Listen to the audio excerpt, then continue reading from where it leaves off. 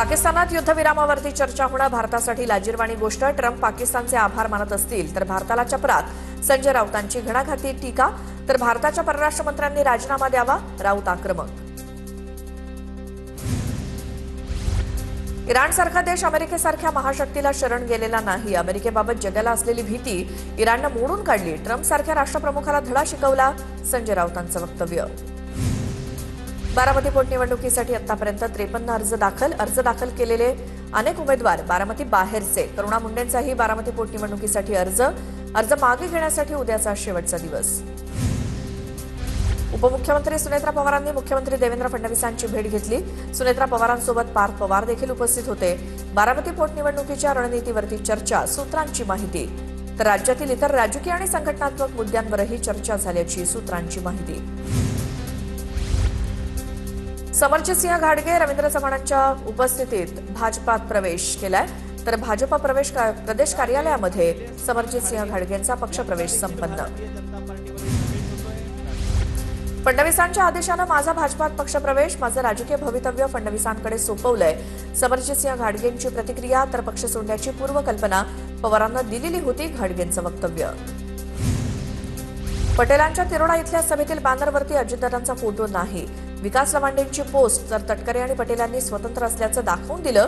पक्ष ताब्यात घेण्याचे मनसुबे कुठे ना कुठे सतत दिसतायत. लवांडेंची टीका. मुंबई आपलीच आहे. मुंबईकरांसाठी जीवाचा रान करा. नगरसेवकांच्या शिबिरात आदित्य ठाकरेंचं मार्गदर्शन. मुंबईच्या विकासासाठी सदैव तत्पर रहा. आदित्य ठाकरेंचं आवाहन. नाग काँग्रेसमध्ये 12 वर्षांनंतर नेतृत्व बदलाचे संकेत. विद्यमान अध्यक्ष आमदार विकास ठाकरे पद सोडण्याच्या तयारीत. गिरीश पांडव, विशाल मुत्तेमवार, अतुल कोटेचा, प्रशांत धवड यांचं नागपूर काँग्रेस अध्यक्षपदासाठी नाव चर्चेत. राष्ट्रवादीच्या बीड जिल्हाध्यक्षा प्रज्ञा खोसरे खरातच्या हस्तक अशा उल्लेखाचं निनावी पत्र व्हायरल. सुनेत्रा पवारांच्या जीवितास आणि प्रतिष्ठेस धोका असा देखील पत्रात उल्लेख. पुरावा नसताना पत्र व्हायरल करून बदनामी सुरू. प्रज्ञा खोसरेंची पत्र व्हायरल झाल्यानंतर प्रतिक्रिया.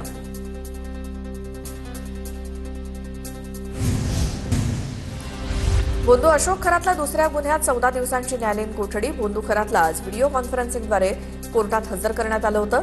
दरम्यान तिसऱ्या गुन्ह्यात ताब्यात घेण्याचा अर्ज कोर्टानं मंजूर केला असून बोंधू खरातला उद्या पुन्हा कोर्टात हजर केलं जाईल.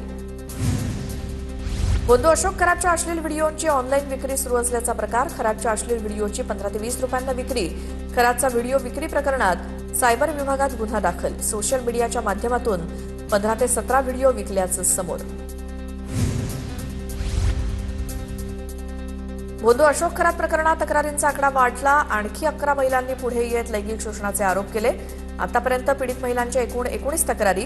ऊर्जा पूजा आणि शरीर शांतीच्या नावाखाली शोषण केल्याचा आरोप. बोंधू खरातच्या नावावर तब्बल 100 मालमत्ता. किंमत जवळपास 200 कोटींहून अधिक. कुटुंबियांच्या नावावर देखील 17हून अधिक प्रॉपर्टी. तपासात माहिती उघड. ईडीकडे 35 मालमत्तांची कागदपत्र. आर्थिक तपास वेगात सुरू. जितेंद्र आव्हाडांच्या कन्या नताशा आव्हाडांना राष्ट्रवादीकडनं जबाबदारी. नताशा आव्हाडांची राष्ट्रवादीच्या प्रदेश सरचिटणीसपदी नियुक्ती. अमरावती जिल्ह्यातील शेंदुरजना घाट नगर परिषदेत विरोधी पक्षाला कार्यालय नाकारलं. स्वखर्चानं कार्यालय उभारत अजित पवारांच्या पक्षाची गांधीगिरी. सत्ताधारी भाजप विरोधी पक्षाचा आवाज दाबत असल्याचा आरोप. छावा संघटनेच्या नानासाहेब जावळेंनी घेतली विखे पाटलांची भेट. मराठा आरक्षणाच्या पार्श्वभूमीवर भेट घेतल्याची माहिती. हैदराबाद गॅझेटचा मराठा समाजाला फायदा होत नसल्याची पदाधिकाऱ्यांची तक्रार. माढ्यातील अंजन गावात पुतळा प्रकरणात कारवाईला गती. तपासाच्या दृष्टीनं सर्व माहिती काढण्यासाठी अंजन गावात फॉरेन्सिक व्हॅन दाखल. सांगलीच्या जात पडताळणी कार्यालयाच्या विरोधात भाजप ओबीसी मोर्चाचं धरणं आंदोलन. तहसील कार्यालयासमोर ठिय्या आंदोलन. जात पडताळणी कार्यालयाच्या कारभाराची चौकशी करण्याची आंदोलकांची मागणी. महाराष्ट्रात आता इच्छा मृत्यूपत्राचा पर्याय अधिकृतपणे लागू. दुर्धर आजारांबाबत उपचार करावेत का, कोणत्या स्तरापर्यंत करावेत याबाबतचे इच्छापत्र करून ठेवता येणार. राजकीय दस्तावेजात जतन केलं जाणार. 15 एप्रिलपासून एसटीची पुन्हा भाडेवाढ. एसटी महामंडळाच्या तिकीट दरामध्ये 15 एप्रिलपासून 10% हंगामी वाढ करण्याचा एसटी महामंडळाचा निर्णय. त्यामुळे एसटीचा लांब पल्ल्याचा प्रवास 90 ते 100 रुपयांनी महागणार.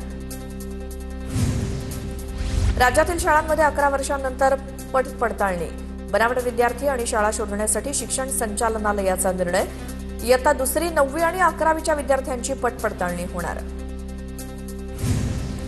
रिझर्व्ह बँकेकडून रेपो रेट जाहीर. रेपो रेट स्थिर. रेपो दरात कोणताही बदल नाही. 5.25% रेपो रेट कायम राहणार. नागपूरच्या महादुला कोराडी भागात अद्यापही घरगुती गॅस सिलेंडरसाठी लोकांची गर्दी. सकाळी 6 वाजल्यापासून नागरिक गॅस गोडाऊनच्या बाहेर रांगेत उभे. महादुला कोराडी भागात 4000 सिलेंडरची मागणी असताना केवळ 300 ते 400 सिलेंडरचाच पुरवठा. युद्धामुळे गॅस टंचाईच्या भीतीनं चंद्रपुरात नागरिकांच्या लांबच रांगा. अनेक ठिकाणी गोंधळ उडाल्यामुळे एजन्सी बाहेर बाउन्सर तैनात. नागरिक आणि मालकांमध्ये होणारे वाद रोखण्यासाठी प्रशासनाची कसरत. सोलापुरात 10 दिवसांनंतर ऑटो एलपीजी उपलब्ध. शहरातील एकाच पंपावर गॅस उडल्यामुळे ऑटो रिक्षाच्या लांब रांगा. सोलापूर परिसरातील ऑटो एलपीजी पंपावर रिक्षा चालकांची गर्दी. यवतमाळच्या दरवामध्ये गॅस सिलेंडरसाठी रांग. यवतमाळमध्ये घरगुती आणि व्यावसायिक गॅस सिलेंडरचा तुटवडा.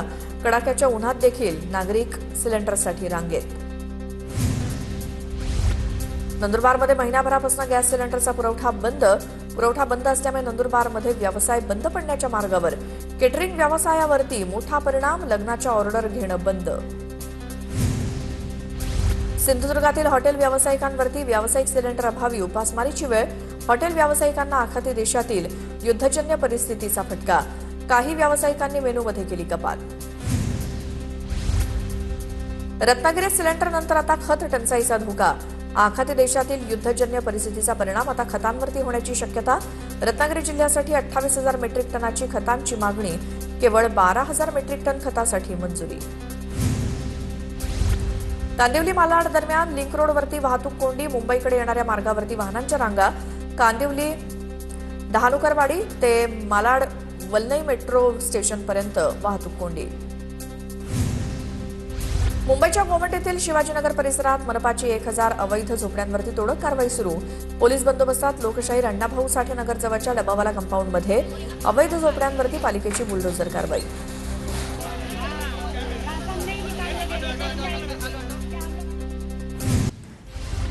सिंधुदुर्गच्या वैभववाडीतील आचिरणेमध्ये गोळीबाराची घटना. गोळीबारात एकाचा मृत्यू तर 1 जण जखमी. गोळीबाराचं कारण अद्याप अस्पष्ट. जखमीवरती खासगी रुग्णालयात उपचार सुरू.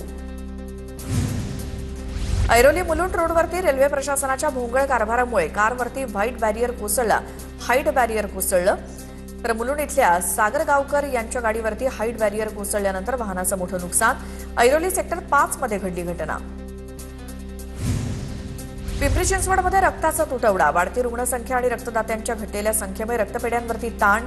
महापालिकेच्या वायसीएम हॉस्पिटलमध्ये 50 पिशव्यांची दिवसाला मागणी. महापालिकेकडून रक्तदात्यांना पुढे येण्याचं आवाहन.